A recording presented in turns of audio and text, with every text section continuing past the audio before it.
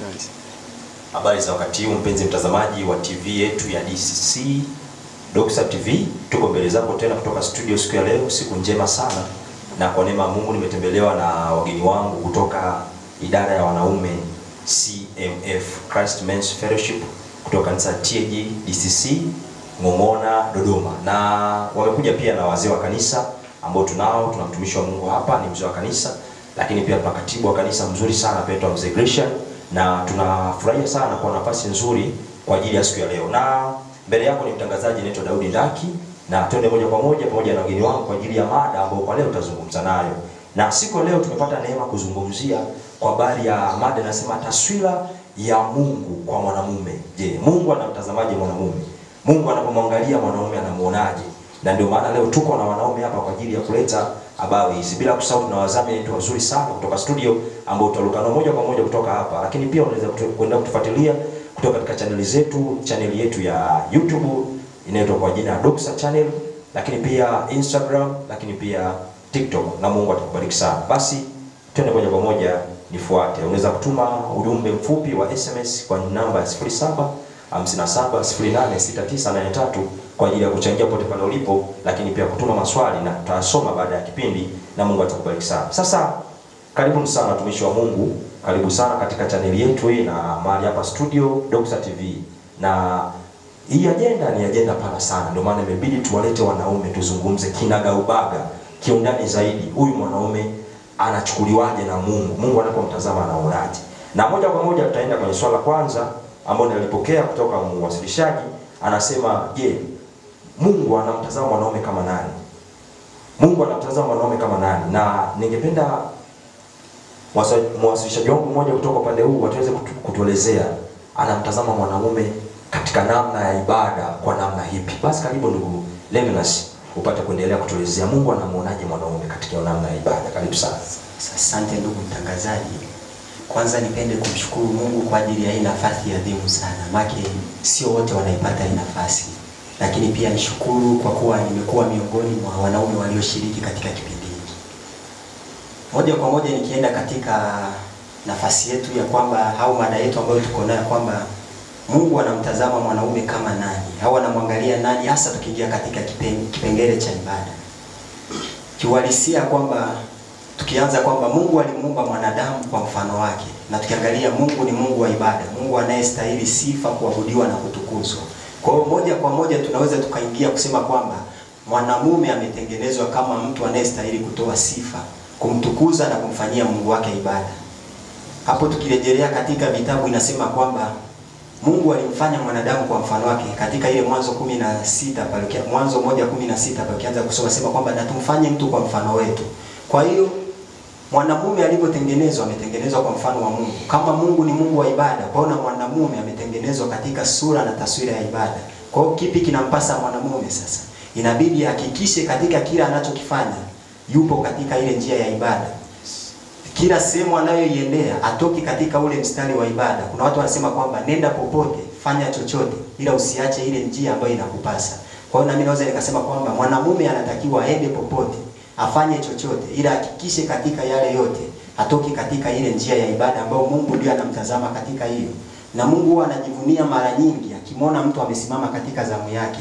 Ndio maana anasema kwamba katika ile Mwanzo 16:18 anasema kwamba nitamfichaje Ibrahimu ikiwa yeye ameridhia kwamba baada ya yeye atarithisha kizazi chake, atarithisha wale watoto wake kumcha huyu Mungu ambaye Ibrahimu alimizwaje.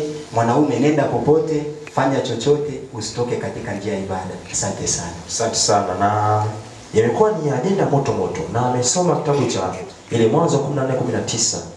Mungu anamwambia, nimemjua Ibrahimu kwa sababu atawaamuru watu wa nyumba yake na baada yake kuyashika maagizo yako. Lakini pia akatolea mfano wa kitabu kile cha Ayubu sura ya 1 mstari wa 5 pale. Ayubu alipokuwa anaenda mbele za Mungu, alienda na sadaka za wanae. Kwa mwanaume ana jukumu la kuwatolea sadaka watoto wake, kutolea sadaka familia yake mbele za Mungu. Anasema huenda walikosea. Kwa tunajifunza hapa kinagaubaga na kiundani zaidi, mwanaume ana jukumu la kushika, kufanya ibada. Ni jambo la lazima katika maisha ya mwanaume. Kwa anapoacha ibada, kwa tafsiri nyingine, ametoka katika mstari wa kimungu. Basi unaendelea kutuma ujumbe wako kupitia namba hizo 0757 086983, na nitasoma maswali kadhaa moja kwa moja yanakuja studio na tuweze kuendelea na mtumishi wa Mungu Wambura. Unaweza kutuelezaje sasa huyu mwanaume tunamuonaje? Ni mtu wa majukumu. Je, Mungu anamtazama katika taswira ipi katika hilo eneo zima la uchumi na familia? Karibu sana. Asante ndugu mtangazaji kwa nafasi ambayo umenipa, lakini pia namshukuru Mwenyezi Mungu kwa wakati huu ambao nimeweza kupata kuwepo mahali hapa kujumuika pamoja nanyi katika mjadala huu mzuri sana. Karibu sana. Mimi nitazungumzia katika nyanja mbili kama ulivyozungumza, kwamba katika swala la maongozo lakini pia katika swala la uchumi. Tunapoanza katika swala la maongozo, Mungu anamtazama mwanaume ama amemuumba mwanaume katika ili aweze kuwa kiongozi. Mwanaume ni kiongozi kwa asili, na ndio maana ukiangalia pia anaweza kuwa ni mtoto mdogo, lakini akiwa ni jinsia ya kiume unaona kwamba ni mtu mwenye uongozi ndani yake. Ni mtoto mdogo lakini unaona anafanya vitu ambavyo vinaonyesha kwamba huyu ni kiongozi. Ukisoma Waefeso sura ya 5 mstari wa 25 anasema kwamba enyi wanaume wapendeni wake zenu kama Kristo alivyoweza kulipenda kanisa. Ni mstari ambao unaonesha ni kwa namna gani kwamba Mungu pia ni kiongozi katika swala la kidini. Sasa kama ni kiongozi na amemwagiza mwanaume aweze kuwapenda mke wake au wanaume waweze kuwapenda wake zao, hii inaonesha ni kwa namna gani alikuwa analenga kwamba mwanaume aweze kuwa kiongozi. Lakini pia hatuwezi kuishia katika nyanja ya familia, ni nyanja pia ya jamii, nyanja ya taifa zima. Ukiangalia, ukisoma katika maandiko matakatifu katika Biblia, unamuona Daudi alikuwa ni mchunga kondoo, lakini Mungu akampaisha akawa mfalme katika taifa la Israeli. Ukiachana na huyo, kuna mfalme Suleimani. Wale wote walikuwa ni wanaume ambao Mungu aliwapaka mafuta waweze kuwa viongozi katika mataifa mbalimbali, hasa katika taifa la Israeli. Ukiangalia pia hata katika ulimwengu wa sasa hivi wanaume ni wengi ambao ni viongozi katika mataifa mbalimbali. Kwa hiyo Mungu amemuumba mwanaume aweze kuwa kiongozi. Kwa hiyo ndio maana hata anaweza kuwa ni mtoto mdogo, lakini ukashangaa mbona anakuwa na kauli za kimaamuzi, anakuwa na kauli za kimamlaka. Kwa hiyo ndio maana Mungu anamtazama mwanaume ili aweze kuleta mapinduzi zaidi katika nyanja ya uongozi. Lakini tunapomaliza katika swala la uongozi, tunaingia katika swala la uchumi. Mungu amemuumba mwanaume aweze kumiliki uchumi mkubwa sana. Katika Biblia kuna watumishi mbalimbali ambao walionesha kwamba, au tunazidi kuwasoma, waliokuwa na uchumi mkubwa. Ukiangalia kuna mtumishi wa Mungu Ayubu, alikuwa na uchumi mzuri sana. Mpaka leo hii Biblia inazidi kuonesha kwamba hakuna ambaye ameweza kufikia sasa kwa ulimwengu wa sasa hivi uchumi aliokuwa nao mtumishi wa Mungu Ayubu. Lakini pia kulikuwa na mtumishi wa Mungu Suleimani. Yule alikuwa pia na maarifa, hekima na maarifa. Alikuwa na vyote, lakini pia hekima na maarifa alikuwa nayo. Kwa hiyo unaona ni kwa namna gani kwamba Mungu hakumuumba mwanaume tu aweze kuja kuijaza dunia hivi hivi.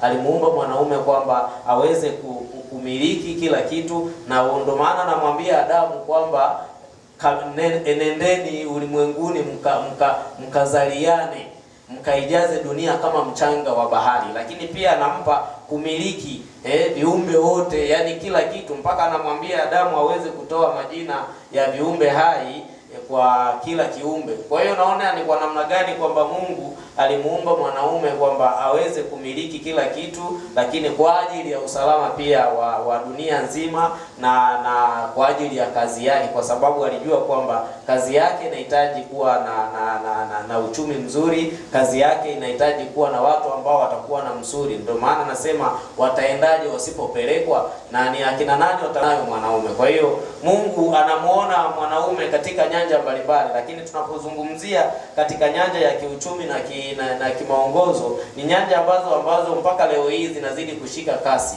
Ni nyanja ambazo zinazidi kuendelea kuleta msuri ambao kama ni kazi ya Mungu inasonga mbele, kama ni kazi ya Mungu inaendelea mbele. Kwa ni sekta ambazo Mungu anazitazama zaidi kwa ajili ya usalama wa dunia nzima kwa ujumla. Asante sana.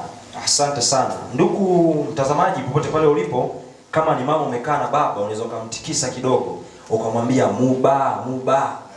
Muba tukimaanisha mume na baba. Huyo ni mwanamume. Mwanamume anasimama kama mume na baba. Lakini pia kwa ajenda leo ongelea ndugu Wambura, nikapitia kitabu cha Wafalme wa kwanza sura ya 2. Pale mfalme Daudi anamwambia mwanae Sulemani kwamba ukajionyeshe kuwa mwanamume, ukayashike maagizo yangu. Lakini pia ile Mithali 13:22 inasema mtu mwema huachia wana wanae ulisi. Kwa mwanamume ni mtu ambaye anaaminika, anatakiwa miliki mali ili aache ulisi. Ulisi unaachwa na mwanamume kwenye familia. Mwanamume ni mtu ambaye ameaminiwa kushika hatamu. Unajua kwenye familia baba ni mwanamume, na asili ya neno baba inamaanisha source. Baba kwa Kiswahili, kwa Kiingereza asili yake ni source. Asa source ukitafsiri ni chanzo. Kwa palipo na chanzo chochote ni mwanamume. Unapoona palipo na familia, chanzo ni mwanamume. Unaona dunia ilivyo. Ndio maana Mungu wanampa neno baba kwa sababu ya nini? Ya chanzo. Kwa mwanamume lazima au tuwe watu makini, watu ambao tunaaminika kwenye mambo. Nimeona kuna swali hapa linaulizia huyu mwanamume wa leo katika kizazi hichi kinaitwa Gen Z amelaumiwa sana. Tunalaumiwa sana kwa mambo mbalimbali, hatueleweki. Vitu vimekuwa ni vingi. Ningependa kujua tunaliwekaje hili katika kipindi chetu siku ya leo. Basi karibu mtumishi wa Mungu ndugu Joel, uweze kutusaidia kwa baadhi hiki. Kwa nini mwanaume analaumiwa? Karibu sana. Asante ndugu mtazamaji na ndugu mtangazaji ambayo tuko kwenye meza ya huu mjadala. Mimi nitaenda moja kwa moja kwenye swala zima la kwa nini mwanaume analaumiwa. Na tumesikiliza kwa wachangiaji ambao wamepita. Sasa tukirudi kwenye swala la mwanaume kwa nini analaumiwa, mimi naona kwamba tukirudi kwenye malezi, tunaona mwanaume analaumiwa kwa asilimia kubwa kwa sababu ya kutoka kwenye nafasi yake katika engo ya kimalezi. Na nikizungumzia malezi maana yake moja kwa moja unaigusa familia pia. Na kwenye familia ndiko kunakoanzia vitu vyote, na vitu vingi vinaanzia kule. Sasa leo tukitazama na tukiangalia kwamba kwa nini mwanaume analaumiwa katika engo ya kimalezi, ni anaonyesha kwamba amekwaya. Mwanaume kwa asili yake, kwa sababu ukimtafakari Mungu ni baba, kama ambavyo tumesema Mungu ni baba. Na baba yoyote ambaye yuko makini huwa anahakikisha kwamba kama ni watoto au kama ni familia, anahakikisha kwamba iko salama. Malezi ambayo yanatolewa yanakuwa yako salama na yenye kusaidia kile kizazi. Lakini kwa mwanaume imekuwa ni tofauti, kwa sababu wakati mwingine nafikiri ni kwa sababu labda ya ubize. Mwanaume anaweza akatoka labda saa 11 akaondoka hata watoto pale, akaenda kwenye majukumu yake, na anapokuja kurudi hana habari na watoto. Kwa hiyo kufuatilia malezi ya familia yake ama watoto wake, lakini haishi tu kwa watoto wake. Malezi ya mwanaume yanaenda mpaka kwenye jamii. Anaenda mpaka kwenye jamii. Kwa nini anaenda kwenye jamii? Kwa sababu yeye popote anapokuwepo anahakikisha kwamba kila kitu kinakwenda katika namna ambayo imekusudiwa na Mungu. Na ndio maana tukisoma kwenye kitabu cha Misali sura ya 22 mstari wa 6, Biblia inasema kwamba mlee mtoto katika njia impasayo, naye hata iacha hata atakapokuwa mzee. Leo tunaona watoto wengi wanaacha ile njia. Kwa nini? Hatuwezi kuwalaumu moja kwa moja watoto, kwa sababu kuna shida kwa yule ambaye amewekwa kuwa msimamizi wa malezi. Leo tunaona tunaona vijana ama watoto wa kiume wa sasa wanaingia kwenye wimbi la ushoga. Ukija kumfuatilia mtoto unagundua kwamba hakupata malezi sahihi kwa baba yake, ambaye sasa ndo amehusika au ametumiwa na Mungu kumleta yule mtoto duniani. Lakini pia kwa sababu tunasaidiwa na wanawake, lakini pia mwanamke huyo bado yuko chini ya yule mwanaume. Kwa nini? Kwa sababu mwanaume ndo anaangalia kila kitu. Anaangalia kwamba mama ameachiwa watoto na ana jukumu la kutunza familia. Unajua kuna kutunza alafu kuna kulea. Sasa Mungu kama Mungu ukienda kwenye nature yake ni mlezi. Anatulea sisi. Na hata leo kama tunavyoona analelea kanisa. Anahakikisha kwamba kanisa lako labda linakwenda vizuri. Kwa hiyo na mwanaume pia ni hivyo hivyo. Kwamba lazima kwenye malezi tayari kuna shida, na ndio maana mwanaume huyo analaumiwa. Leo tunaona vijana wengi wa kiume kwa sababu ya malezi mabovu na mwanaume kutoka kwenye nafasi yake na kusahau malezi kwa watoto, kwa jamii na sehemu mbalimbali. Leo tunaona vijana wa kiume wamekuwa kwenye malezi ambayo ni ya uvivu. Tunaona wanalelewa na mishanga sasa hivi. Kwa hiyo hii ni kitu ambacho baadaye kinaendelea kuwa athari kubwa sana, na mwanaume asipotambua na kurudi kwenye nafasi yake ambayo amepewa na Mungu, yeye kama mwakilishi wa Mungu hapa duniani, kuhakikisha kwamba vizazi na vizazi vinapewa malezi yaliyo bora ili kuepukana na swala zima la watoto hususan wa kiume. Hususan wa kiume, na mwanaume akitoka kwenye nafasi yake, manake watoto wa kiume kwa asilimia kubwa, mimi nikiangalia kwa mtazamo wangu, ndio watu wanaotafutwa kutolewa kwenye reli ili pia hata adui aweze kufanikisha ule mpango wake. Wanawindwa. Kwa wale wakishapatikana, wakishaingia kwenye ule mtego, maana yake dunia kiujumla, familia za watu kiujumla tayari zitapoteza mwelekeo. Lakini ukija kufuatilia sababu, mtu wa kiume anakuwa anakaa kwenye njia ambayo inatakiwa, ambayo Mungu sasa ameelekezea kwamba huyu mtoto wa kiume kwa namna alivyoumbwa na kwa namna nilivyomweka, nimemweka ili kuniwakilisha mimi, kwa sababu ana nafasi ya ubaba. Ana nafasi ya kuwa mtu ambaye anasimamia vitu, hataki kuona vitu kwamba vinaharibika, na ndivyo Mungu alivyo. Kwa hiyo mimi nafikiri chanzo kikubwa kinaanzia kule kwenye malezi, kwamba huyu mtoto amelelewaje mpaka anapoenda kwenye jamii. Kwa nini hatuoni ile picha halisi ya yeye kumwakilisha Mungu na kuwa mfano wa Mungu? Asante sana. Ndugu mpenzi mtazamaji, tunawazamini hapa kutoka studio, basi karibu wazamini wetu. Be prepared, the healing worship season 2. Na tuende moja kwa moja sasa. Tumeona mwanamume amelaumiwa, mwanamume ametafsiriwa katika namna fulani, katika nyanja fulani. Lakini pia huyu mume na baba ndiye kichwa cha familia. Unapoona kichwa ndio kila kitu, ndio injini kwa tafsiri nyepesi. Kwa ana majukumu ya kulea familia katika namna inayotakiwa. Sio kuifuga, kuilea. Sio kuishia tu kuwapa mahitaji ya siku zote, lakini pia kuhakikisha watoto wanakuwa katika namna iliyokuwa nzuri na kuwalinda, kuwatimizia kila kitu. Basi na mzee wangu hapa ni katibu wa kanisa kutoka kanisa TAGDCC hapa Dodoma. Atusaidie sasa, tunafanya nini sasa? Umri umeenda, lakini pia na uzoefu mkubwa. Wanasema nyani mzee amekwepa mishale mingi. Basi karibu sana mzee, uweze kutusaidia tunafanyaje sasa kama vijana tunaokuwa, lakini pia jamii kwa ujumla, kumsaidia mwanamume ambaye ni mfano na utukufu wa Mungu katika ile taswira ya kila namna katika kuweza maisha. Karibu sana mzee wangu. Amen. Bwana Yesu asifiwe. Amen. Ninamshukuru Mungu kupata nafasi hii. Na ndugu mtangazaji, hongera sana kwa kuweza kuhost kipindi hiki kizuri cha mada hii ambayo ni nzuri na hakika ni kubwa, ambayo inabadilisha jamii.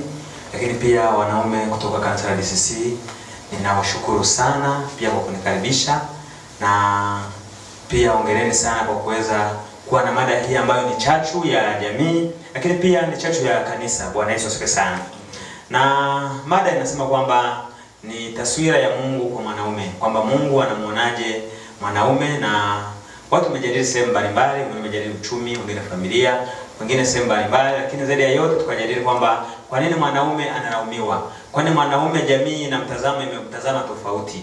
Na mimi nilitamani sana nizungumzie sasa kwamba ni nini kifanyike.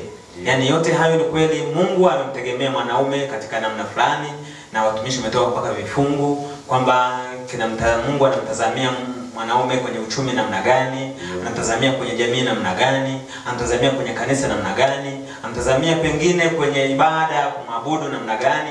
Lakini tumekuja kuona ni kweli mwanaume wapo baadhi wanafanya hilo, lakini wapo wengine kidogo wameenda tofauti. Na ndio maana tunakuja na mada ya pili ya kwamba mwanaume mbona sasa alipotegemewa pengine hafanyi vile. Jamii inashtuka, jamii inashangaa, familia inaogopa, familia inasema kulikoni. Sasa ni nini kifanyike? Ni nini kifanyike? Jambo kubwa, jambo la kufanyika ni mwanaume kujiangalia. Kwa sababu nilikuwa najaribu kusoma hapa kwenye kitabu cha Wakorintho wa kwanza sura ya 11 mstari wa 17 ambaye anasema kwamba kwa maana kweli haimpaswi mwanaume kufunikwa kichwa kwa sababu yeye ni mfano na utukufu wa Mungu. Bwana Yesu asifiwe sana. Na kama mbona unajaribu kuelezea ndugu mtangazaji kwamba kichwa ndiyo engine.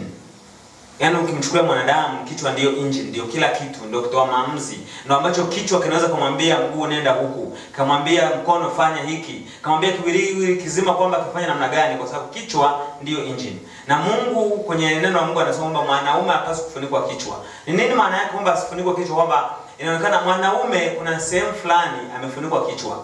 Kichwa hakiwazi tena, kichwa hakitoi maamuzi tena, kichwa hakikumbuki maelezo ya mwanzo tena. Kwa hiyo mwanaume amefunikwa kichwa. Kwa hiyo jambo la kwanza ni kwamba mwanaume hapaswi kufunikwa kichwa. Kama kuna mwanaume sehemu fulani kuna kichwa chako either umekifunika wewe au umekifunika mtu au umempa mwanamke akafunika kichwa chako, maana yake hauonekani. Ndio changamoto imeanzia hapo kwenye jamii, kwenye kanisa, lakini zaidi kwenye familia. Kwa hiyo cha kwanza mwanaume ni kujitambua. Ajue ni nini ambacho ameelezwa. Ni nini, ndio maana Mungu amempa maagizo mengi mwanaume.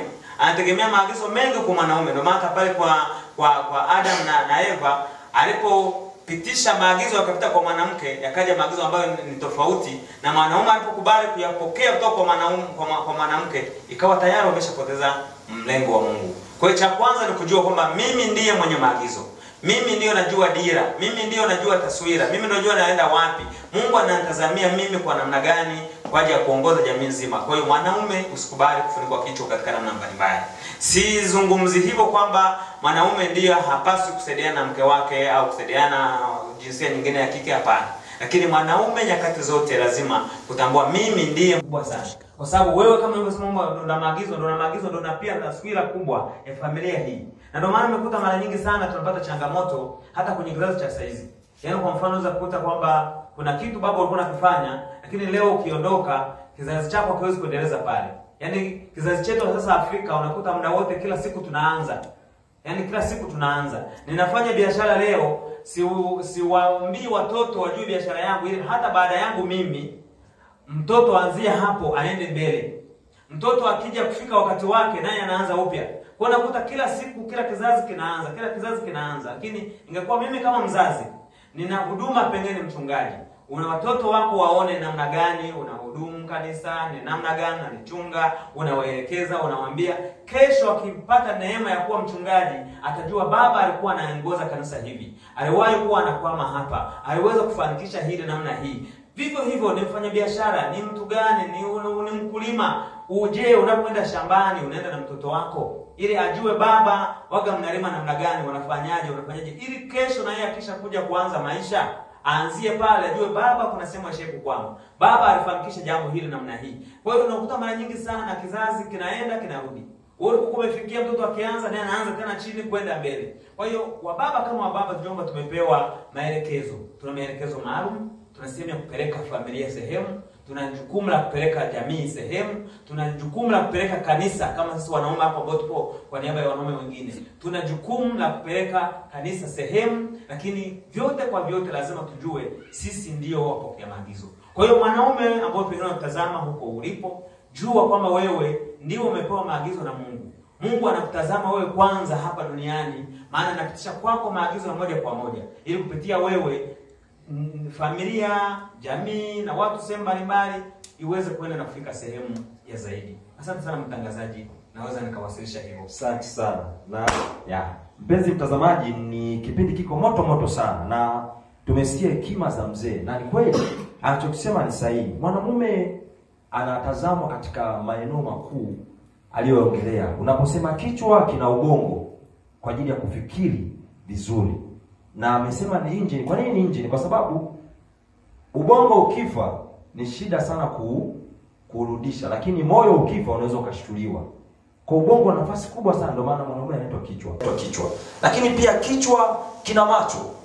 Kwa utakubaliana na mimi kwamba mwanamume ndio anatoa taswira ya familia yake. Yeye ndio mwamuzi wa mwisho. Lakini kichwa kina masikio. Amesema mzee wetu kwamba mwanamume anatakiwa asikize maagizo ya kimungu. Lakini pia kichwa kina mdomo kwa ajili ya kupata radha. Kuna mtu mmoja anaitwa Mzee Manoa kwenye kile kitabu cha Waamuzi sura ya 13. Aliposikia habari zile, akulizika na ile akamwambia mke wake, "Huyo malaika aliyosema na wewe aje aseme na sisi ili kupata radha." Kwa hata Adamu kule kwenye bustani ya Edeni akujua ile radha, akakubaliana na yale mawazo. Mwisho wa siku leo tuko Tanzania. Kwa hiyo kuna namna mwanamume akikosea tunapata changamoto kubwa sana. Kwa mwanamume anatazama katika namna hizo. Lakini pia mwanamume anapua, lazima awe na uwezo wa kunusa. Wanaume lazima tushtuke. Umeacha 500 unakuta nyama, uliza imetoka wapi? Huo ndio wanaume. Tumekubaliana kwamba mwanamume hatakiwi kulelewa. Mwanamume ndio analea familia.